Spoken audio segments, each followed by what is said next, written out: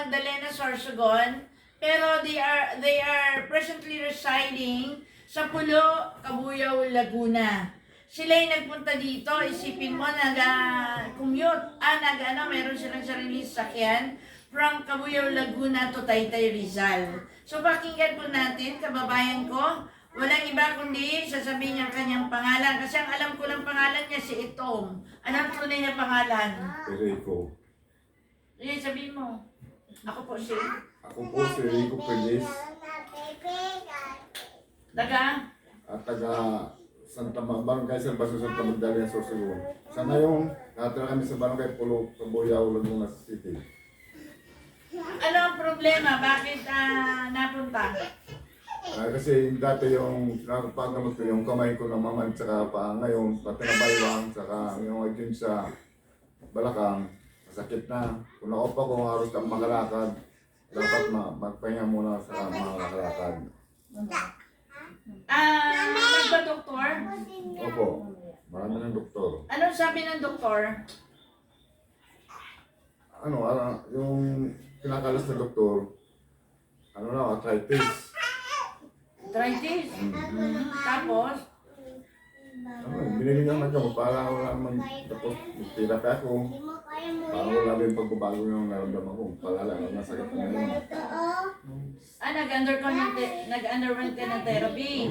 Tapos, nag-MRI ka. Opo. Anong sabi sa MRI?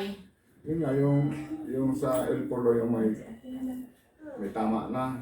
Sa joint, sa mga buto-buto sa ulong. Oh. Yung L4 ata, yung L5. Alam na ang doktor yun kung anong sakit yun. Tapos refer ako sa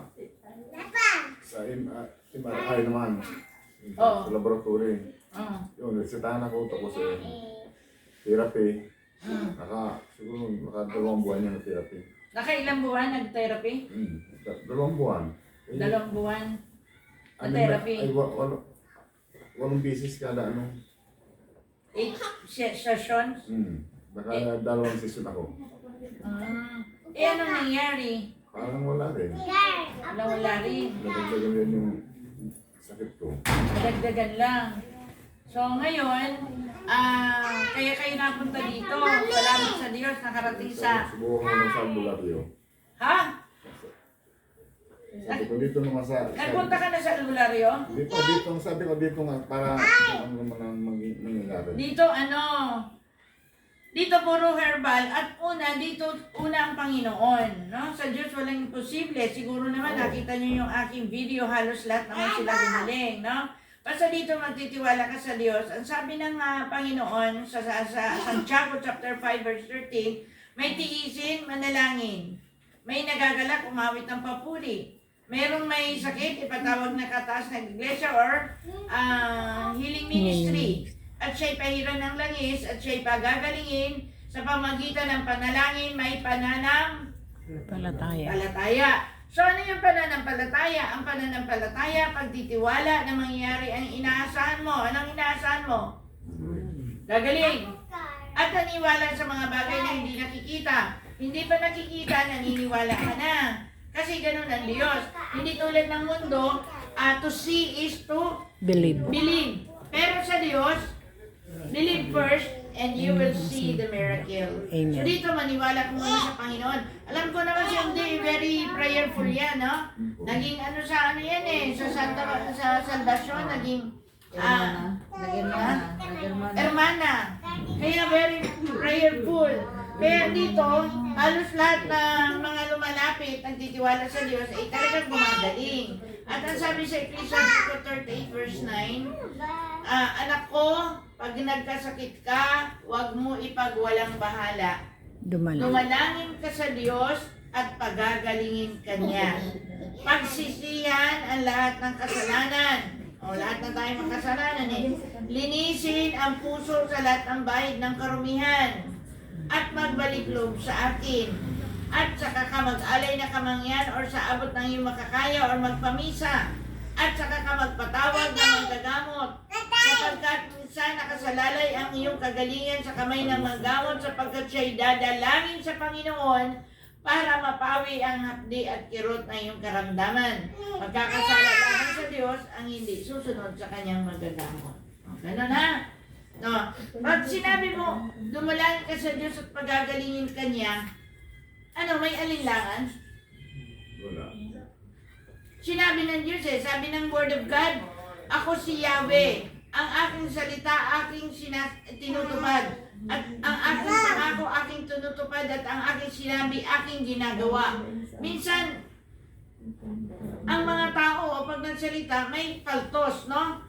Pero pag ang Diyos ang nagsalita, pag pinaniwalaan mo, tsak yun. Amen ba? So ngayon, tayo mananalangin at sasamahan natin ang therapy. Marami na kaming talagang therapy tulad lumbar. Si Chato, Sister Litz, lumbar yun. Lumbar nga ito. Lumbar, mayroon pa kami pasyenteng lumbar taga Spain, pero Pilipino siya. Umuwi, kasi hindi naman gumagaling sa Spain, umuwi dito. Tinerapy namin, alam mo, for 6 months, nagmotor na, bumalik na sa Spain, nagpagawa pa ng bahay dyan sa Sister Litz yung nagpagawa? Sa taas, doon, sa isang subdivision. Kaya, dito magtitiwala lang at susunod lang sa sesyon. Kasi, bata pa naman no? So, ngayon, tayo mag-pray. Mag-pray muna tayo, ha? Bago tayo mag-therapy, prayer muna. Ha?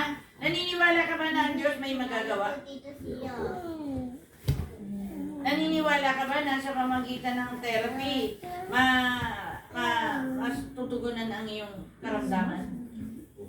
Yes. Tayo manalangin. Halika hindi dito.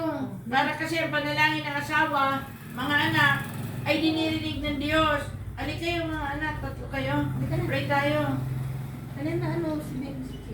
Tanggal. Kasi magpipray tayo. Ang apo ko. Ganun na. Ano, bibi? Para hindi ka utal-utal. Dito lang pa. Sabi, pahiran ng langis. Kasi pag therapy, nasa kwarto na. O sige, pray. Ang ulo mo kung laging nahuhulog. Sabi doon, siya'y pahiran ng langis. At ipanalangin at siya'y gagaling sa pamagitan ng panalangin may palataya. Huwag mag-alinlangan kasi ang ng pananampalataya pag-alinlangan, no? Okay, tayo manalangin. Sister, ano dito? Ano to? Dati na to? Okay. Sa ngalan na. Mga anak. Ito na. Okay. Sa ngalan ng mga anak, ng Espiritu Santo. Amen. Siguro dito para kita kayo sa video, no? Hallelujah. O dakilang Diyos, mapagpala ng mga Yawal Shaddai, kami nagpupuli at nagpapasalamat sa umagang ito sa iyong kabutihan. Salamat sa biyayang buhay na pinagkaloob mo kay aming kapatid, kay Brother Rico Frilles, na kung saan ikaw ang Diyos na may-ari ng buhay niya. Ikaw, Panginoon, ang may likha ng aming katawan. Sabi mo sa sinapupunan pa lang ng aming mga magulang ng aming ina, ikaw na ang Diyos na may hubog. Kaya Lord God, ikaw ang Diyos na kakaalam kung ano ang nararamdaman ni Brother Rico. At nagtitiwala po kami na ikaw ang Diyos na makapangyarihan sa lahat. Kaya isinusulit namin siya sa iyo. Panginoon, ano man pa ang pagkukulang, kasalanan ng aking kapatid na ito, sa kanyang asawa, sa kanyang buong angkan, at sa iyo, Panginoon, Lord God, inaakin po namin na ikaw ang Diyos na mga bagin at maawain. Inaakin po namin na siya ay unang pinatawad. Kaya sa kapangyarihan ni Jesus na taga Nazareth, inuutusan namin lahat ng espiritu ng sakit at karamdaman. Satanas lumayas sa buhay ni Brother Rico.